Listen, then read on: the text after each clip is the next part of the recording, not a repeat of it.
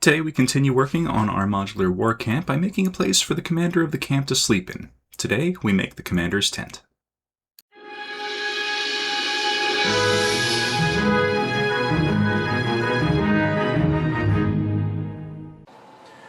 Alright everyone, welcome back to the channel. Last time we put together some of our little camp tents for our soldiers.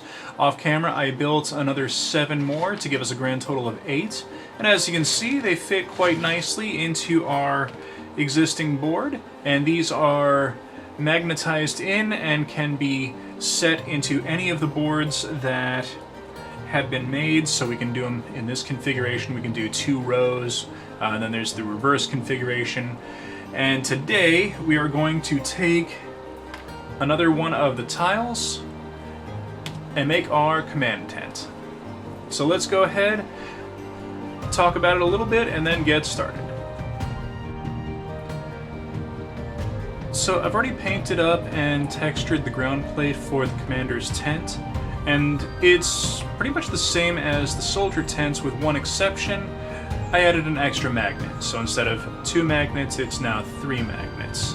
And that's just to give it a little bit more of a hold, given the size of the footprint. This is double the size, because the commander is going to get just a little bit more room.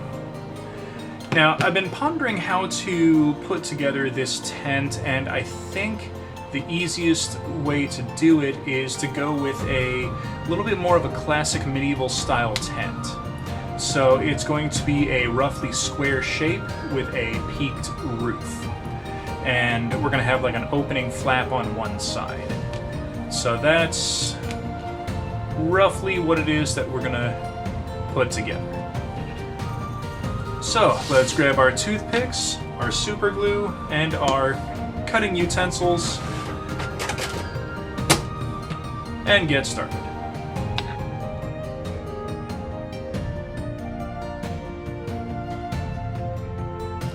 I started off by grabbing roughly 8 toothpicks, then a few extra off camera, and then trimmed them all down to approximately 2 inches in length, or at least as close to 2 inches as I could reasonably get them and kind of be consistent.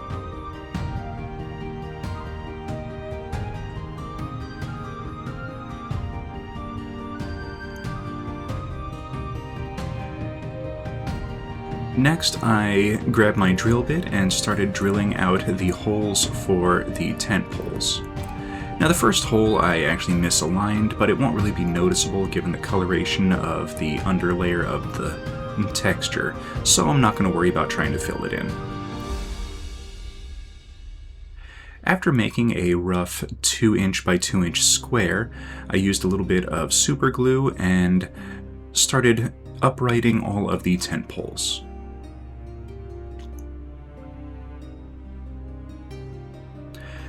And giving them a few seconds to dry, I realized they were a bit too tall and clipped them down by roughly 1/4 of an inch.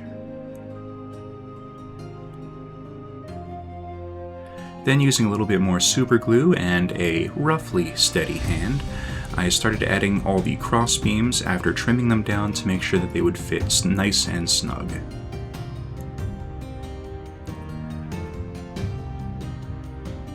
And then before moving on to the next step, I made sure that all of the super glue was fully dried and cured. Alright, I did add one little extra bit to the front here. I added 2 little support pieces, and that's just going to be a little door frame. We'll do an awning coming off of that a little bit later on. So now it's time to put in our roof peak.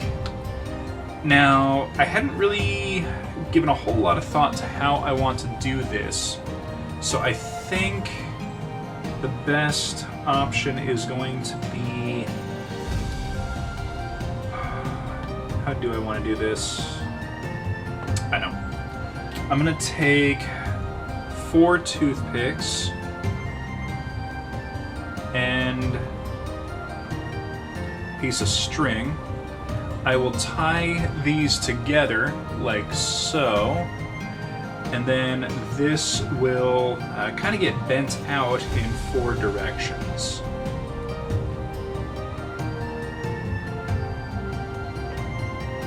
going to use the same clove hitch knot that I did before, and this is just going to hold all these together. This is not going to get glued down or anything just yet. I might glue it after the fact. There we go. Okay, so now I should be able to kind of spread these out a little like that. And get a feel for how long all of these need to be trimmed.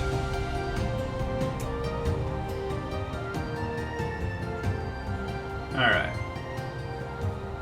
So I can use this as a way to kind of mark how long the pieces need to be, and then I can trim them and then start gluing them together. So if I mark that one there, and then mark it roughly there, I can use that as a guide to kind of trim everything down and then start putting them together to make the roof. So I'm going to get these trimmed, and then we'll be right back and I'll start gluing everything together. Now the poles ended up being roughly 1 3/4 inches in length, and I'm just going to use a little bit more super glue to kind of put them in position, and then I just held them until they were roughly fixed in place. And then after attaching the third of the peak poles, I finally glued them together up at the apex.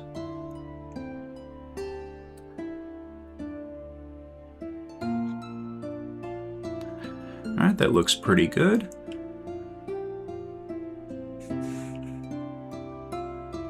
Now it's time to add in the rope binding around the sides. Now, technically I don't have to do this, but I wanted it to kind of be consistent with the soldier tents that I had already made. And since everything was glued into position, I was able to take one piece of string and kind of weave it around the corners until I had the full wrap on one side. Then I trimmed it, got another piece of string, and then started wrapping it again in the opposite direction.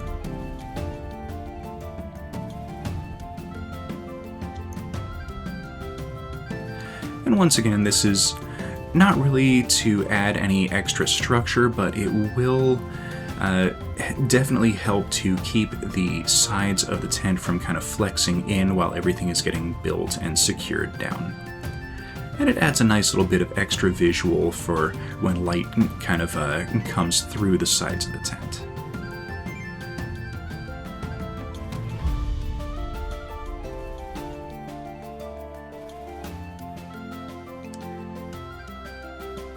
Alright, not bad. Now it's time to attach the walls. So I trimmed a section of the dried towelette and just kind of eyeballed how tall I wanted it to be. I figured if it was a little too tall, I could trim it down, and if it was a little too short, then I could kind of stretch the fabric to make it fit.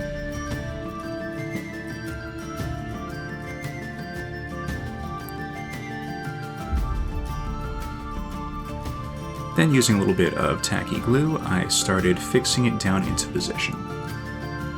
Now, since the top edge is going to be mostly hidden by the upper layer of fabric once I attach that, I put the cleanest, straightest cut edge at the bottom, since that would be the one that would be most noticeable during gameplay.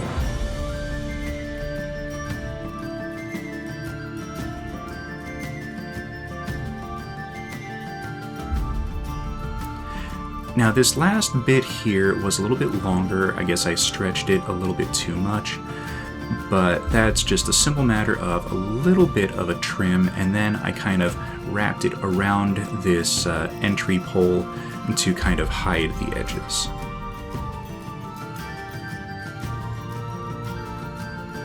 Now for the top, I know there's a pattern that can be done to trim something to kind of wrap around correctly in just one continuous piece.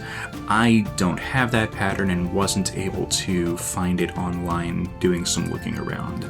So instead I cut 4 individual roughly triangular pieces and then secured each one down, doing my best to kind of overlap them and make it appear as though the edge pieces were just kind of like a stitched together seam.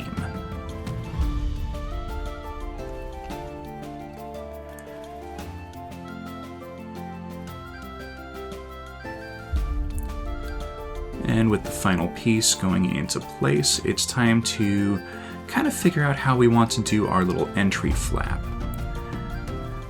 So I cut another piece of the fabric, and then using a couple pieces of toothpick, determined roughly where it was that I wanted things to go. And I needed the edge to be relatively firm in place. So I glued a piece of toothpick to the edge of the fabric on one side. Then used that as a guide to drill out a pair of holes for like a couple of extra tent poles that are here just to kind of hold the fabric in place. And I glued them at a little bit of an angle to make it look like they're just kind of holding the flap in place by tension. Now, these are the only poles that are going to be visible from the outside, so these are the only ones that I'm painting up and staining that kind of nice wood brown.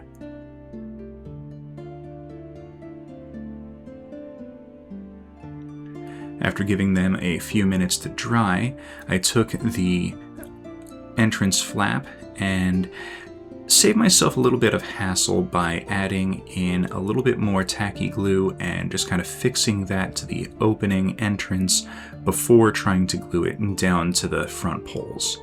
Trying to do this in the opposite direction would have been very difficult. My fingers would have definitely gotten in the way continuously. Alright, that's not too bad. And once all the tacky glue was fully dried, I grabbed some watered down Mod Podge and did a double coating on all of the fabric. Now, I originally started with just one coating, but it didn't really feel like it was firm enough for my taste, and it definitely would have kind of flexed a little bit too much during gameplay. So once it was fully dried, I added the second coat, and that actually made it a lot more durable. It's entirely possible that I watered down the glue just a little bit too much in the first batch, and just had to do the second layer. So for stuff like this, especially for trying to make fabric a little bit harder for easier handling and durability, you definitely want to go a little bit more heavy on the glue and just water it down a little bit. You want it runny, but not too liquid, if that makes any sense. And as you can see as I'm brushing this on, you can definitely see those little cross hatches with the string, and I think that adds a nice little bit of extra texture on the outside, even though they aren't really visible. And I think that's going to add a nice little bit of extra element to the camp, and just doing this continuously for all the tents.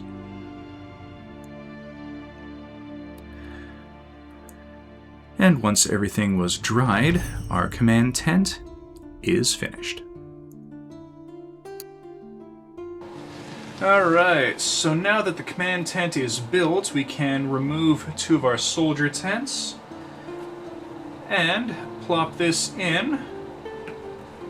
There we go. So as you can see, it looks just a little bit different from the others, but we still do the same style with the cross shape of the rope on the interior, and this is going to work out pretty nice for like an officer's tent or like the head of the camp, something like that. For gameplay, we can also use this as like the strategy tent or something like that if we don't want to specifically have a commander. But yeah, I think it all came out quite nice. we're going to definitely need to add a few little extra pieces to this. I'm thinking, so I need to make the bedrolls for the soldier tents still, but I'm thinking when I go to do some of the camp furniture, we're going to make a little cot to go into the command tent here. Now I know we aren't going to be able to lift it up to see the interior, and being able to see it from the side is going to be a little limited, but I feel gutsy enough and ambitious enough that I should be able to make it, and then with a pair of tweezers, slide it in and place it down into position. So that's probably going to be its own video, putting something like that together. That's going to be it for today. Next up, I'm thinking we finish out the last of the main tents that we're going to be making. I want to make a medical tent, some kind of larger tent that would probably take up the whole space for one of these double wide tiles, and just something that the injured soldiers would be brought to in between battles to kind of be treated by the doctors or the medics, or if we're playing D&D, treated by the clerics before they get sent back out into battle. So that's going to be what we work on next. I've got a couple ideas on what kind of shape it should be, and I think you're all gonna like it. It's gonna be a lot more open than any of the ones that have been made so far. So that one is probably gonna have a lot more modularity in terms of what it can be used for in gameplay. But that's going to be it for today. Thank you everyone so much for watching. Please hit that like button, subscribe for future content, comment down in the comments section, and we will see everyone next episode.